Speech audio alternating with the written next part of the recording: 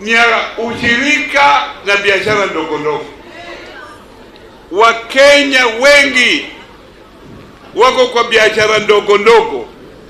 Karibu Wakenya milioni 22 wanafanya biashara ndogo ndogo, na hawa watu wa kufanya biashara ndogo ndogo kusaidiwa mpaka serikali ikaunda wizara ambayo inalenga hawa watu wa biashara ndogo ndogo. 22 million people are not small people, na hawa ndio watu sisi tunalenga tuwaweke pamoja, tuwasaidie vile watapata capital ya kufanya mambo yao ya biashara.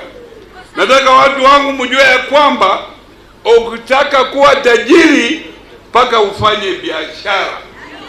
Ukiandikwa kazi, hata ufanye hiyo kazi mpaka ustahafu, hakuna ile njia wewe utakuwa tajiri. Huwezi kukuwa tajiri kama mahali wewe unafanya kazi na wewe ni tajiri, wewe unaiba hapo mahali wewe unafanya kazi.